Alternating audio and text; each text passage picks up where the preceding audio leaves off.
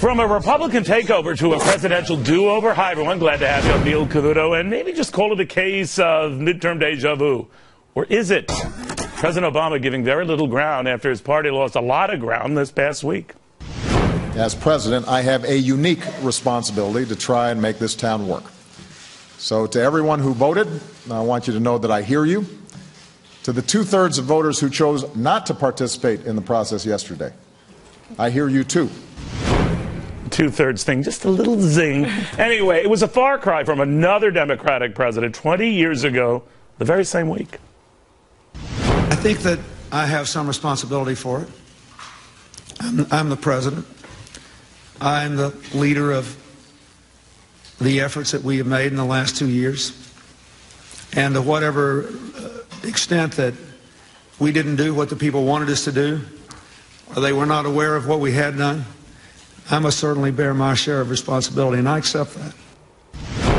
I must bear responsibility.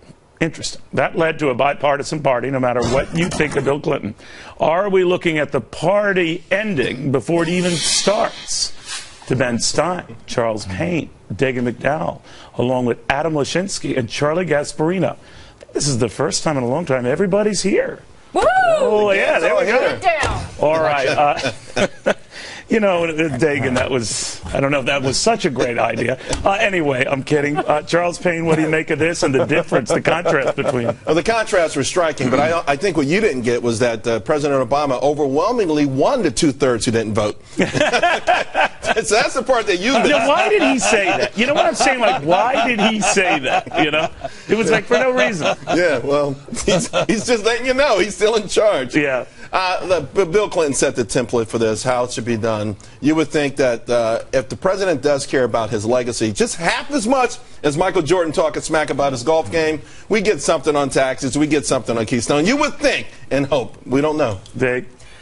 There's no reason to think in the next 2 years that the administration, is going to be any different than the last 6. Highly partisan, pushing very liberal policies. No reason, because he's going to have to work with other people, accept something less than everything that he wants, and actually share responsibility for something if it goes right or if it goes wrong. Not going to happen. But if you don't own up to being among the contributing factors for a horrible day, why would he do that? Well, exactly. So you got to wonder then, where do we go from here?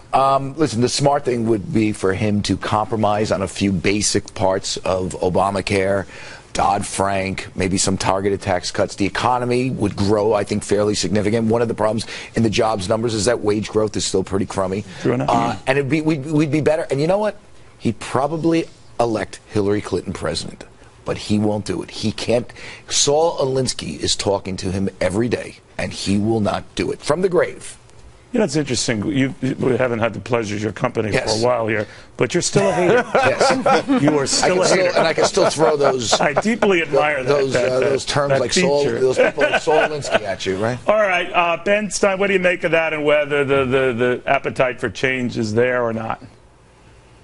Well, I think it's quite fascinating to me that Mr. Clinton showed himself to be more pragmatic when things turned against him, whereas Mr. Obama is showing himself to be more ideologically rigid. There is something he is such an amiable guy and so friendly and outgoing in his persona, but in his politics so extremely rigid. And by the way, I don't think he really has a program for the next 2 years. I don't think he really had any meaningful program after Obamacare except to disarm America and make us weak in the eyes of our enemies. And I don't think he really has any idea of what to do except to continue doing, as you say, what, or as my friend Charlie said, channel Saul Alinsky from beyond the grave. You know, Adam Lashinsky, do you, as someone who has been very supportive of a lot of the president's efforts, feel some frustration that he didn't see the significance or the ramifications of the vote this week? Sure. I think we would. It's sort of obvious that Bill Clinton is a far superior politician than Barack Obama, and that showed in the clip that you played. It's also important to show, Neil, that Bill Clinton was in his first term midterm elections, and he wanted to get elected president again. President Obama doesn't. This all the more worries me. You just said something that all the more worries me. This president has no reason to do a mea culpa, and no reason to come back and be productive. Yes and no. I mean, Charles hit on it. He does have his legacy yes or to no? concern him. I said yes and no. He does not have reason to be reelected again, but he does have his legacy in mind.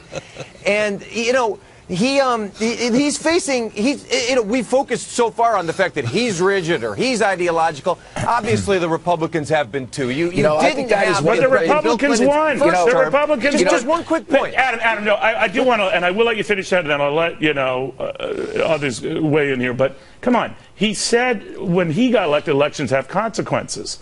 And he was right. Now, I'm just wondering why they only have consequences when he wins.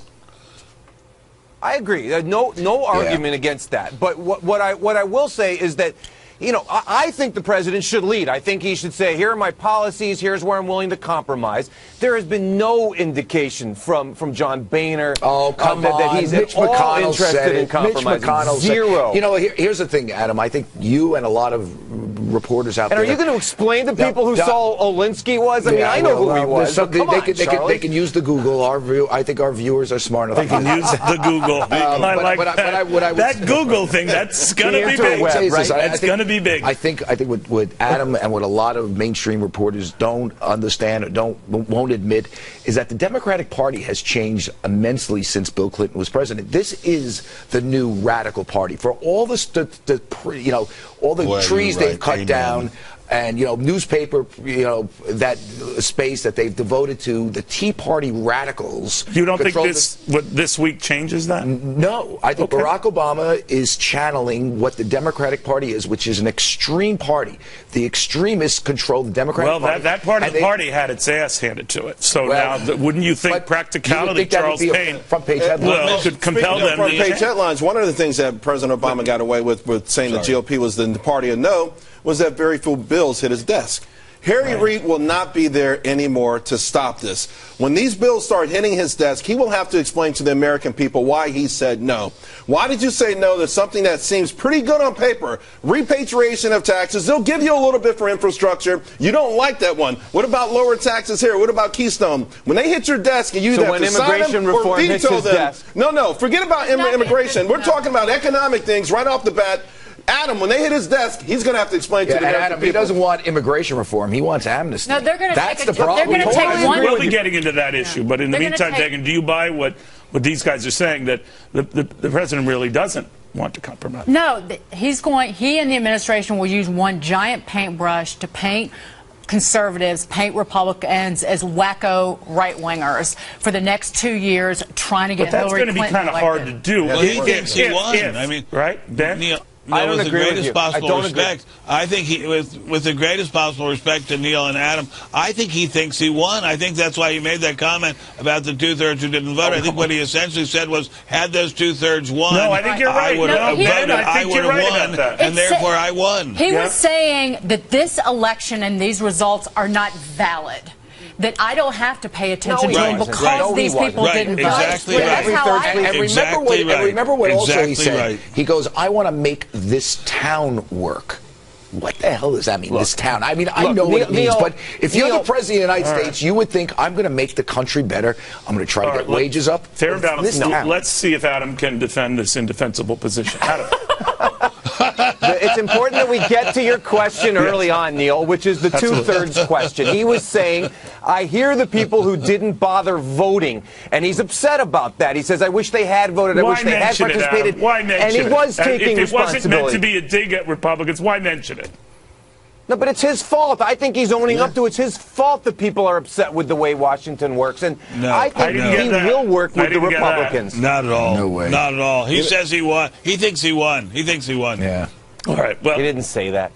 Well, he kind of did. He thinks he's the king, too. He doesn't think he's the king. He does, absolutely. He does. He does. All right, meanwhile, the president. You're the king.